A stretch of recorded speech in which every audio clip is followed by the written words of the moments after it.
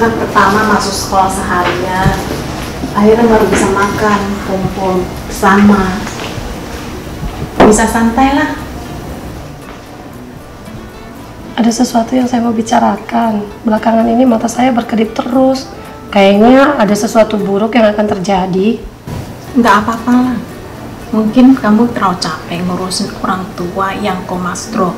Ketika orang udah benar-benar tua memang susah. Saya kalau sudah menjadi tua, saya tidak mau seperti itu.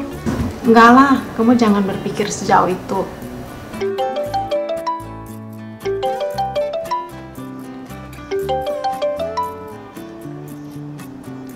Ini bukannya hari ini kita ada janjian makan bersama?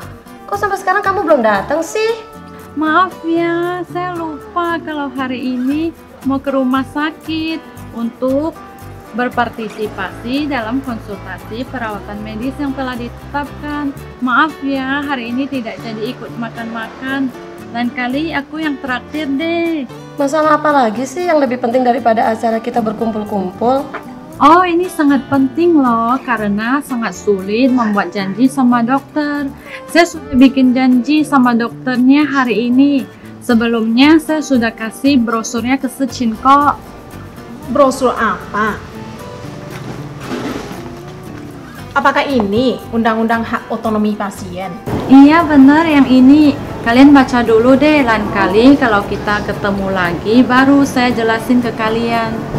Saya kasih tahu kalian ya, kita nikah ke Taiwan harus patuh sama suami, ibu bapak mertua, dan juga ibu bapak yang ada di Indonesia. Ketika saya lihat otonomi ini, yang mana kita boleh memutuskan untuk diri sendiri, saya langsung terkesan. Saya mau konsultasi dulu nih, jadi belum bisa makan bareng. Kalian harus meneliti dan memahami ini juga ya. Bye-bye. Oh, Undang-Undang Hak Otonomi Pasien.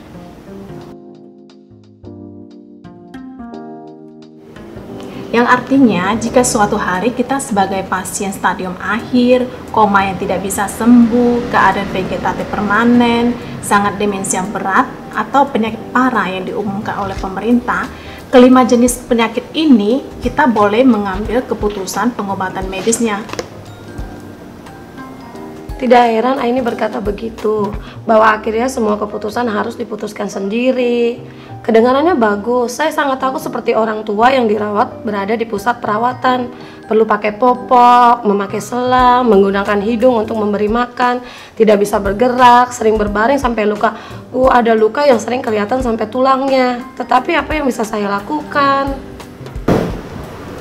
Ada kode QR di sini, mari kita scan.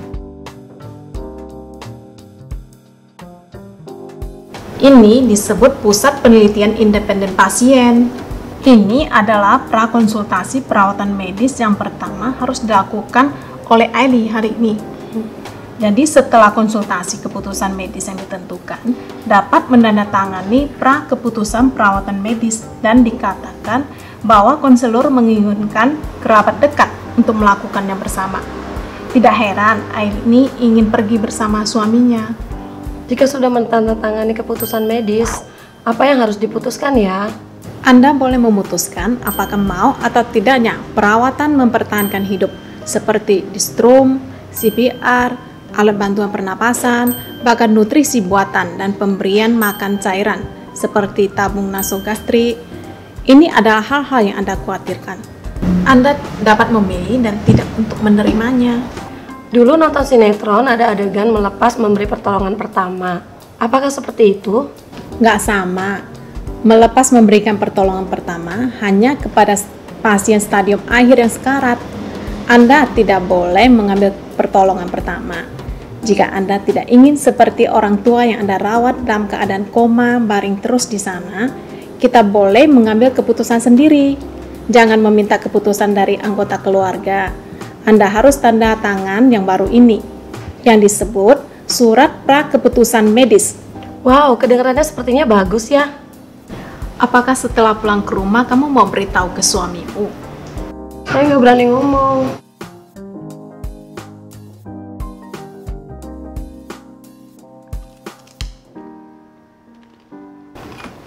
Saya pikir ya, kamu harus memberitahu kepada suami kamu bahwa kamu baru saja konsultasi pra-perawatan medis dan mengatakan bahwa kamu harus membawa kerabat terdekat untuk pergi konsultasi bersama. Jadi, jika Anda benar-benar ingin menandatangani ini, Anda harus berdiskusi dengan suami Anda. Perkataan kamu benar, tetapi kamu tahu, suami saya itu pemikirannya rada kuno. Saya pikir kamu harus konsultasi untuk komunikasi, karena Anda yang membuat keputusan ini. Sangat penting membiarkan suami dan anak mengetahui pemikiranmu itu.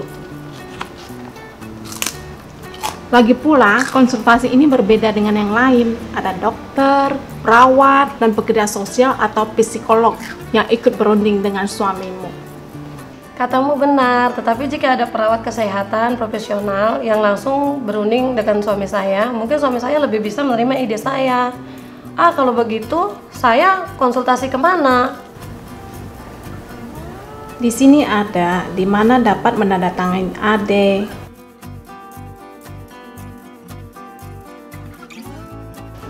Kelopak mataku sudah tidak berkedip lagi. Mungkin ini pertanda baik.